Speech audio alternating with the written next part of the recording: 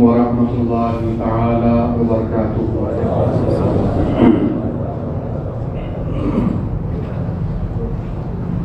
الحمد للہ رب العالمین والعاقبۃ للمتقین والصلاة والسلام علی سید المرسلین وعلى آلہ وصحبہ اجمعین، اما بعد فاعوذ باللہ من الشیطان الرجیم، بسم اللہ الرحمن الرحیم۔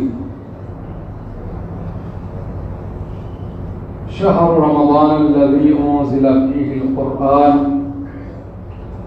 صدق اللہ العظیم وبلغنا رسولہ النبی الامین الکریم، ونحن على ذلك لمن الشاهدين والشاكرين والحمد لله رب العالمین۔ آئیے کچھ عرض و معروف سے قبل اپنی اور ساری کائنات کے مرکز عقیدت حضور رحمت عالم روح فدا جناب احمد مجتبیٰ محمد مصطفیٰ صلی اللہ تعالی علیہ وسلم کی بارگاہ گہربار میں درود و سلام کا نذرانِ عقیدت پیش فرمائیں، بآواز بلند پڑھیں، اللہم صلی علی سیدنا شفیعنا مولانا محمد معدن الجود والکرم وآلہ وبارک وسلم صلاۃ و سلاما علیک یا رسول اللہ صلی اللہ تعالی علیہ وسلم۔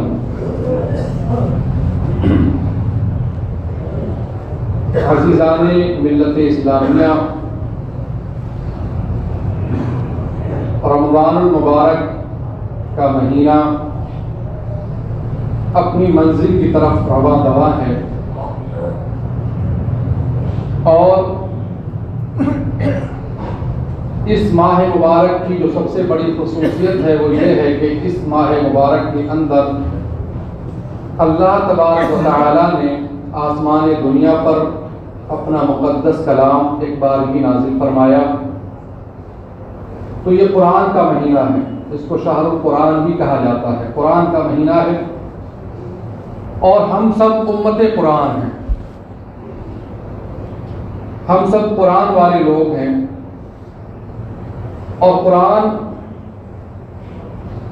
ہمارے پیارے آقا صلی اللہ تعالی علیہ وسلم کا ایک سرمدی معجزہ ہے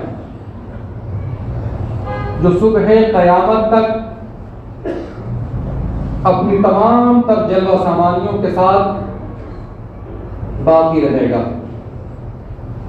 اور عقل والوں کو، فکر والوں کو، خیرت والوں کو دعوت دیتا رہے گا غور و فکر کی، اور ہر دھرموں کو چیلنج کرتا رہے گا اور کہتا رہے گا وَإِن كُنتُمْ فِي رَيْبٍ مِّمَّا نَزَّلْنَا عَلَىٰ عَبْدِنَا فَأْتُوا بِسُورَةٍ مِّن مِّثْلِهِ وَادْعُوا شُهَدَاءَكُم مِّن دُونِ اللَّهِ إِن كُنتُمْ صَادِقِينَ۔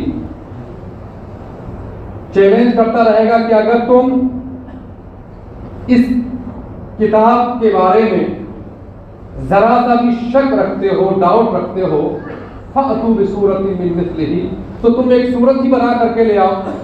ہم نے تو پہلے تمہیں چیلنج کیا تھا کہ قرآن جیسا بنا کر کے لے آؤ، پھر وہ بھی کم کر دیا، پھر کہا کہ 10 سورتیں بنا کر کے لے آؤ، اس کو بھی کم کر دیا، اب ہم ایک سورت کی بات کرتے ہیں۔ وَإِن كُنتُمْ فِي رَيْبٍ مِّمَّا نَزَّلْنَا عَلَىٰ عَبْدِنَا فَأْتُوا بِسُورَةٍ مِّن مِّثْلِهِ۔ اگر تمہیں کسی طرح کا کوئی ڈاؤٹ ہے، کسی طرح کا کوئی شبہ ہے، شک ہے، تو تم بھی اس طرح کی ایک سورت بنا کر کے لے آؤ، اور نہ صرف یہ کہ تم بلکہ اللہ کے سوا جتنے بھی تمہارے مددگار ہیں ان سبوں کو بلا لو اور پھر ایک سورت بنا کر کے لے آؤ۔ قرآن کا یہ چیلنج ہر دھرموں کے لیے صبح قیامت تک باقی ہے اور باقی رہے گا۔ اللہ تبارک و تعالیٰ نے یوں تو تمام انبیاء کو معجزات دیے تاکہ ان کی سچائی کی وہ دلیل بن جائے، تاکہ لوگ ان کو دیکھ کر کے ایمان لائیں اور انبیاء کو سچا مانیں، لیکن کسی بھی نبی کا معجزہ سرمدی نہیں۔ جتنے بھی انبیاء آنے کے بعد ان کو جو معجزات دیے گئے وہ معجزات ان کی زندگیوں تک ہی سیمت رہے، ان کی زندگیوں تک ہی باقی رہے۔ انبیاء گئے، معجزے بھی ساتھ میں چلے گئے۔ لیکن ہمارے پیارے آقا صلی اللہ علیہ وسلم کو اللہ تبارک و تعالیٰ نے جو معجزہ عطا فرمایا ہے وہ قرآن مقدس ہے، اور یہ معجزہ صبح قیامت تک باقی رہے گا، لوگوں کو دعوت فکر دیتا رہے گا، غور و فکر کی دعوت دیتا رہے گا، اپنی حقانیت و سچائی کے لیے ان کو چیلنج بھی کرتا رہے گا۔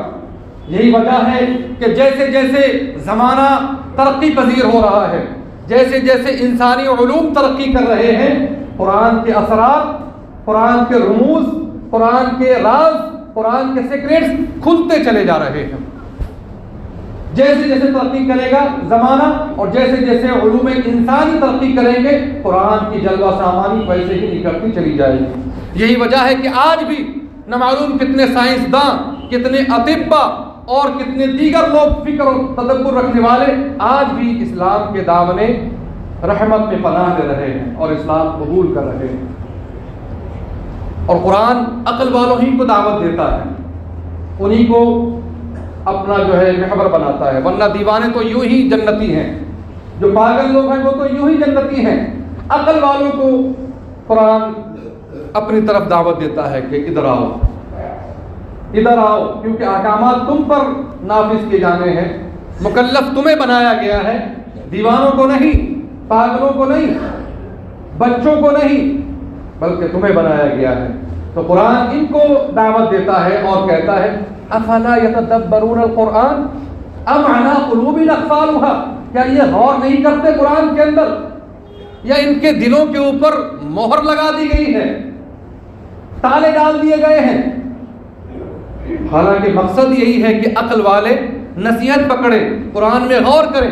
اللہ تبارک و تعالیٰ نے اپنے حبیب صلی اللہ علیہ وسلم کو مخاطب کرتے ہوئے کہا قرآن مقدس کے اندر، کتاب انزلناہ الیک مبارک لیتدبروا آیاتہ ولیتذکر اولو الالباب۔ ارشاد فرمایا کہ اے نبی، یہ کتاب ہے جو ہم نے آپ کی جانب آپ کی طرف نازل فرمائی ہے، مبارک ہے، برکت والی ہے۔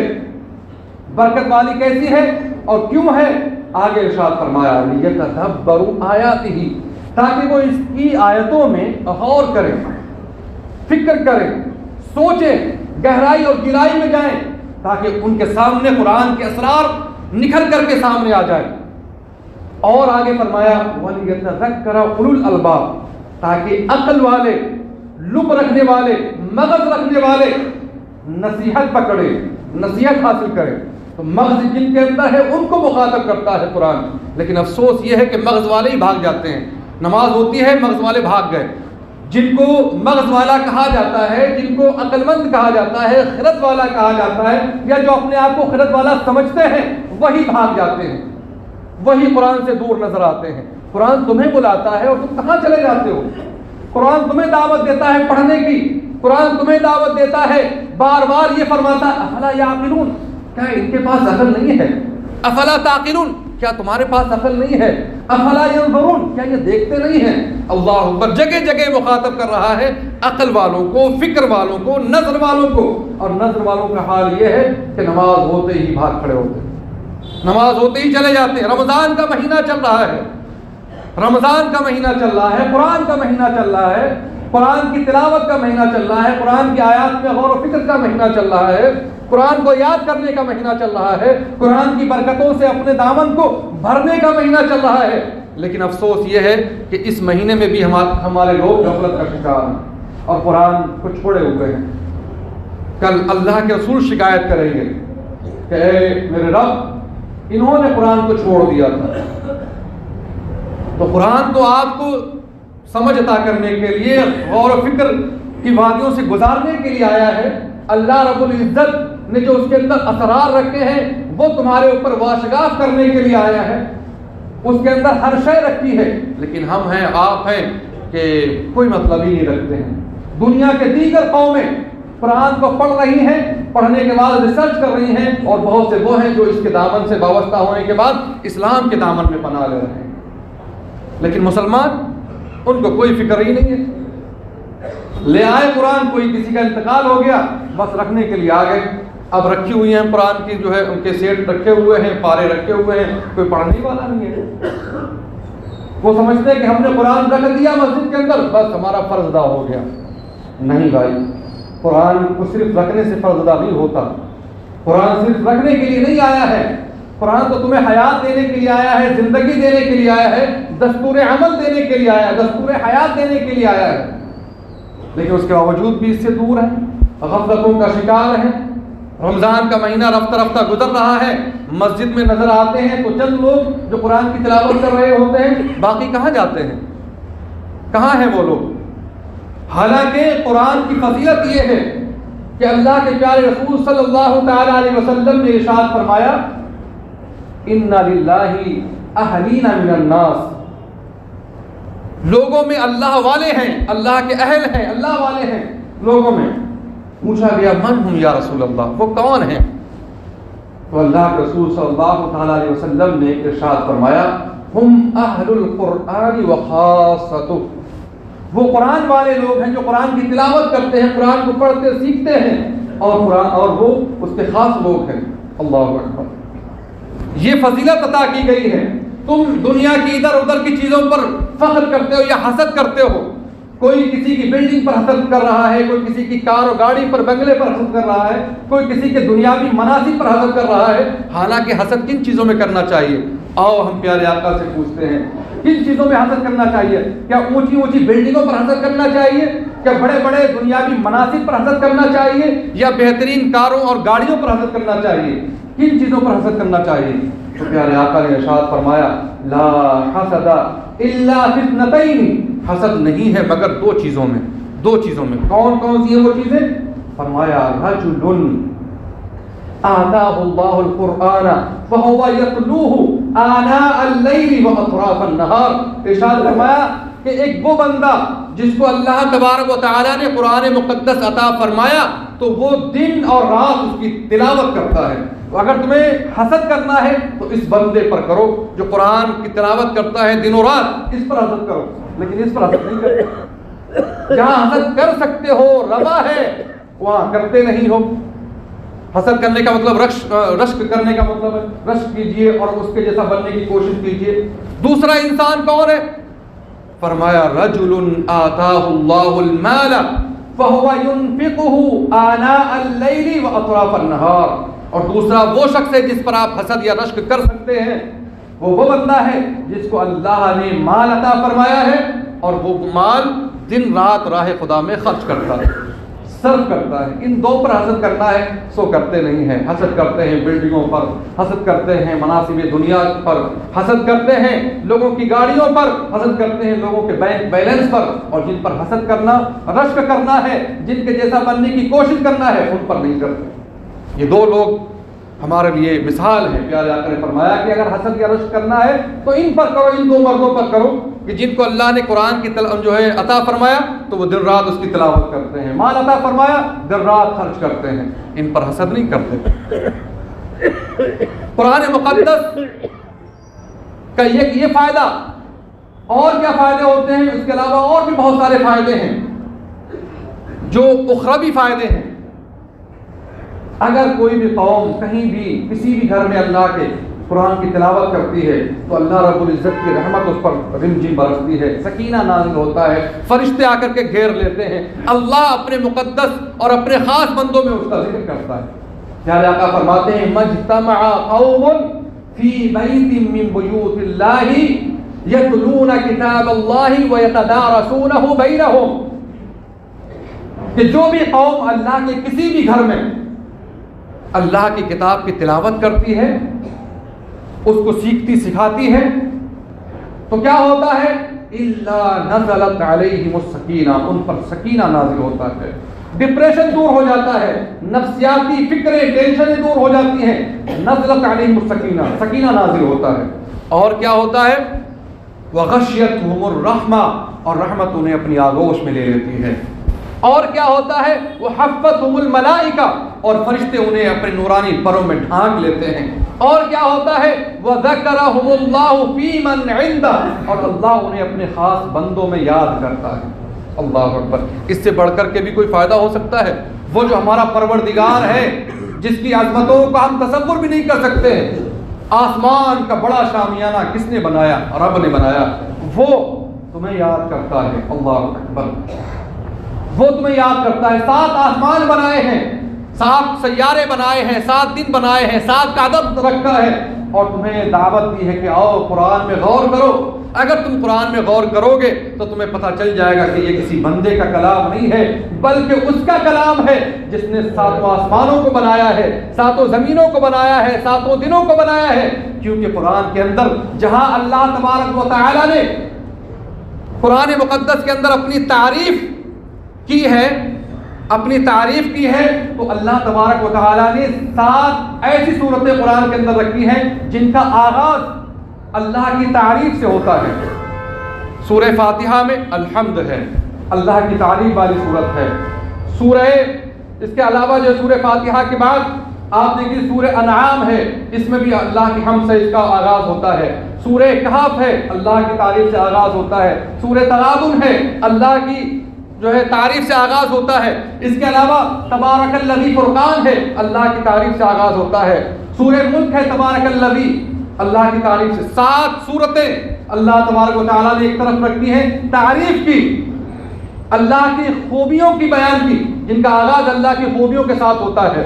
اور دوسری جانب اللہ نے 7 صورتیں قرآن کے اندر رکھی ہیں جو اللہ کو ہر نقص, ہر عیب اور ہر طرح کی خامی اور خرابی سے پاکی کی ہیں. تو اللہ رب العزت نے یہ اشارہ کیوں دیا ہے؟ آپ دیکھیے, پڑھیے.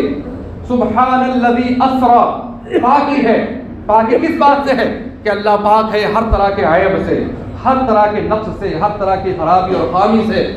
اور سورہ حدید کو کھولے, سورہ حشر کو کھولے, سورہ صف کو کھولے, تو ان کا بھی آغاز ہو رہا ہوتا ہے سبح للہ, سبح للہ. اللہ کی تسبیح بیان کی گئی ہے زمین و آسمان کے اندر. یہاں پر اللہ رب العزت کا آغاز کی صورتوں کا آغاز ہو رہا ہے اللہ رب العزت کی تسبیح اور اس کی پاکی سے. آگے آپ جائیں گے تو آپ دیکھیں یسبح للہ, 2 صورتیں وہ ہیں سورہ جمعہ وغیرہ جن کا آغاز یسبح للہ سے ہوتا ہے کہ اللہ کی پاکی بولتے ہیں. فعل مضارع یہاں پر استعمال کیا جا رہا ہے. اللہ اکبر. اور آگے جائیں گے سورہ اعلیٰ کو کھولیں گے, سبح اسم ربک الاعلیٰ, اپنے رب کی پاکی بولو. اللہ اکبر. آپ غور کیجئے, اگر ان میں بھی غور کرو گے تو پتہ چل جائے گا. زمانے عربی زبان میں 3 طرح کے ہوتے ہیں. ٹینس عربی زبان میں 3 طرح کے ہوتے ہیں. ایک کو ماضی کہا جاتا ہے, ایک کو مضارع کہا جاتا ہے, اور ایک کو امر کہا جاتا ہے. اور ان صورتوں کے اندر اللہ تبارک و تعالیٰ نے سب کو استعمال کر دیا ہے,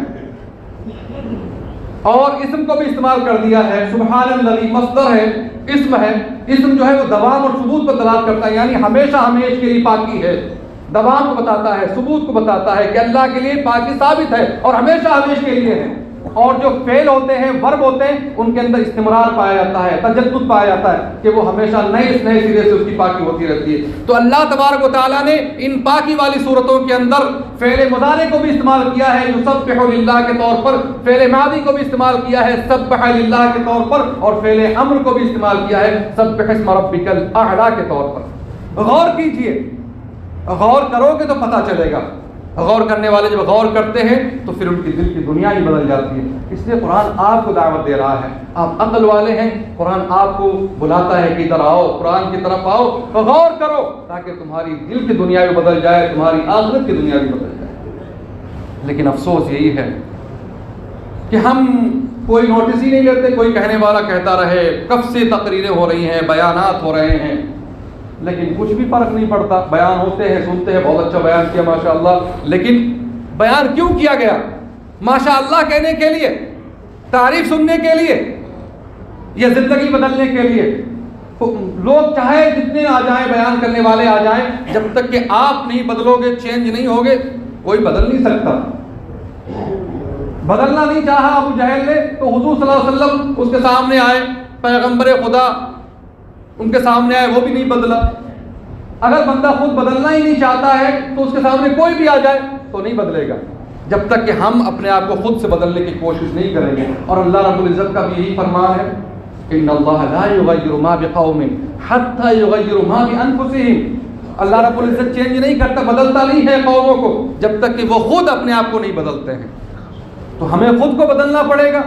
قرآن مقدس کی تعریف میں بہت کچھ ہے، اس کی فضیلت میں، اس کے اعجاز میں، معجزہ ہونے میں، اس کے اسرار میں، رموز میں، سیکریٹس میں بہت کچھ ہے، لیکن اگر ایک لفظ بھی اثر کر جائے تو وہی بہت ہے، اثر کی بات ہے۔ ایک لفظ بھی اگر اثر کر جائے اور زندگی بدل جائے تو یہ آپ کا بھی فائدہ ہے، ہمارا بھی فائدہ ہے۔ ہمارا فائدہ یہ ہے کہ اگر آپ عمل کرو گے تو ہمیں ثواب ملے گا، جب تک کہ عمل کرتے رہو گے ہمیں ثواب ملتا رہے گا۔ پیارے آقا صلی اللہ علیہ وسلم نے یہی تو فرمایا، اذا مات ابن آدم انقطع عملہ، جب ابن آدم مر جاتا ہے اس کا عمل منقطع ہو جاتا ہے، الا من ثلاث، مگر 3 باتوں سے، من صدقۃ جاریۃ، کوئی صدقہ جاریہ کر دے تو اس کے اعمال کے اندر، اس کے ثواب کے اندر اضافہ ہوتا رہتا ہے، او علم ينتفع به، یا علم سکھا دے لوگوں کو، علم چھوڑ کر کے چلا جائے جس سے کہ لوگ فائدہ اٹھاتے رہیں، تو لوگ جب تک فائدہ اٹھاتے رہیں گے اس کے ثواب میں انکریزنگ ہوتی رہے گی، اس کا ثواب بڑھتا رہے گا، او ولد صالح يدعو له، یا کوئی اولاد نیک چھوڑ کر کے چلا جائے جو اس کے لیے دعا کرتی رہے۔ تو کم از کم ہم صدقہ جاریہ کریں تاکہ مرنے کے بعد ہمارے لیے فائدہ ہو، ہم علم سیکھیں اور لوگوں کو سکھائیں تاکہ مرنے کے بعد ہمارے لیے فائدہ ہو۔ اور سب سے بہترین علم کیا ہے؟ پیارے آقا نے فرمایا، خیرکم من تعلم القرآن وعلم، تم میں سب سے بہتر وہ ہے جس نے قرآن سیکھا اور لوگوں کو سکھایا۔ تو علم سیکھیے، اور سب سے بہترین علم قرآن کا علم ہے۔